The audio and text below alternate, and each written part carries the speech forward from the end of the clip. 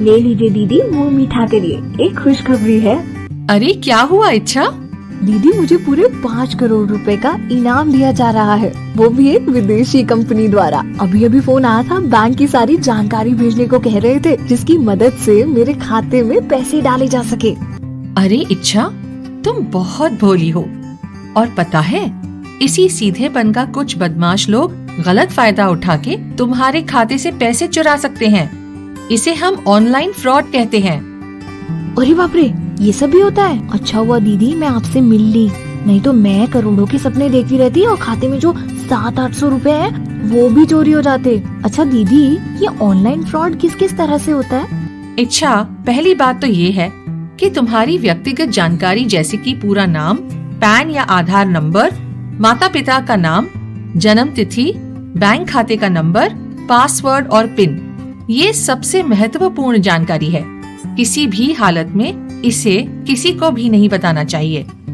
आज के माहौल में ऐसे कई रास्ते हैं जिनके जरिए धोखाधड़ी करने वाले तुम्हारी व्यक्तिगत जानकारी और बैंक खाते की सिक्योरिटी डिटेल यानी गोपनीय जानकारी मांग लेते हैं और फिर उसी जानकारी की मदद से तुम्हारे बैंक खाते से पैसे चुरा लेते हैं। ऐसा मुख्य 5 तरह से होता है।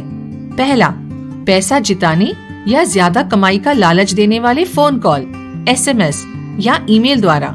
इसे हम फिशिंग फ्रॉड भी कहते हैं। ये उन लोगों को अपना शिकार बनाते हैं जो नौकरी की तलाश में हो या ऑनलाइन कमाई के रास्ते ढूंढ रहे हो या फिर इंटरनेट के प्रयोग के प्रति जागरूक नहीं हो। किसी बड़ी कंपनी से बड़ी रकम या नौकरी दिलाने का झूठा वादा करके ये बदमाश भोले भाले लोगों से उनके बैंक खाते की जानकारी ले लेते हैं और फिर उसका दुरुपयोग करते हैं। दीदी लगता है मुझे भी शायद इन्हीं धोखेबाजों को फोन करना होगा। बिल्कुल। दूसरा तरीका है लिंक या QR कोड फ्रॉड द्वारा। इसमें कुछ बदमाश व्यक्ति किसी न किसी बहाने से, जैसे कि KYC अपडेट करना है या बिजली कटने वाली है या कुछ और, ये कह के तुम्हें UPI का पेमेंट कलेक्ट लिंक भेज देते हैं और जैसे ही तुम उस लिंक को क्लिक करती हो तुम्हारे अकाउंट से पैसे कट जाते हैं। ठीक इसी तरह कई बार दुकान में UPI पेमेंट वाले QR कोड को बदमाश व्यक्ति नकली QR कोड से बदल देते हैं और जब लोग उस नकली QR कोड को स्कैन करते हैं तो उनके अकाउंट से पैसे कट जाते हैं, लेकिन दुकानदार को मिलते ही नहीं।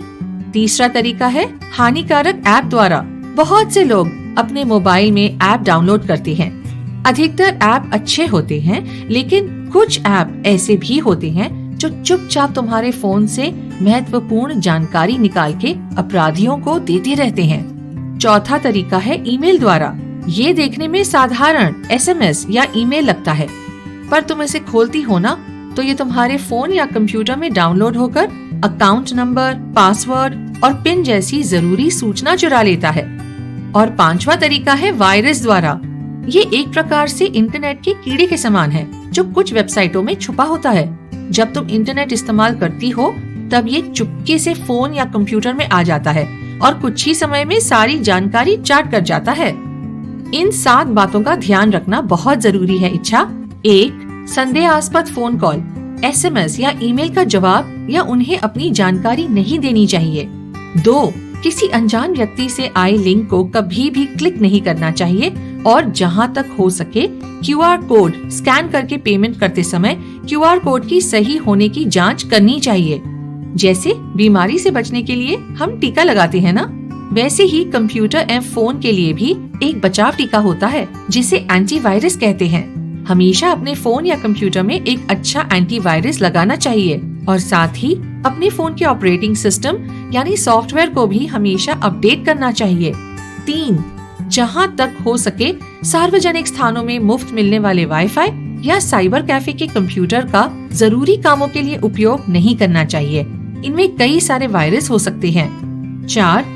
कभी भी अपना पासवर्ड इतना आसान नहीं रखना चाहिए जिसे कोई भी आसानी से बूझ ले, जैसे कि स्वयं या परिवार वालों के नाम, जन्म तिथि इत्यादि। 5.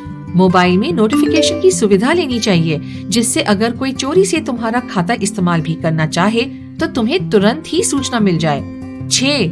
इंटरनेट इस्तेमाल करने समय ध्यान देना चाहिए कि ऊपर जहां वेबसाइट के नाम टाइप करते हैं वहां HTTPS के पहले लॉक का चिन्ह है या नहीं। अगर नहीं तो तुरंत उस वेबसाइट को बंद कर दें, क्योंकि वो सुरक्षित नहीं है। 7. अपने खाते की नियमित रूप से जांच करनी चाहिए और अगर कहीं कोई गलती नजर आए तो तुरंत ही बैंक को सूचित करना चाहिए। ये सब तो मैंने सोचा भी नहीं था दीदी। अच्छा हुआ अब ये सब जान गई हूँ। बहुत बहुत धन्यवाद दीदी, आज आपने मुझे एक बड़े संकट से बचा लिया। हाँ इच्छा, ये मानो कि बाल बाल बचे। अब यही बातें तुम जाके सतीश और दादाजी को भी बताना, जिससे वे भी सुरक्षित रहें। जरूर दीदी।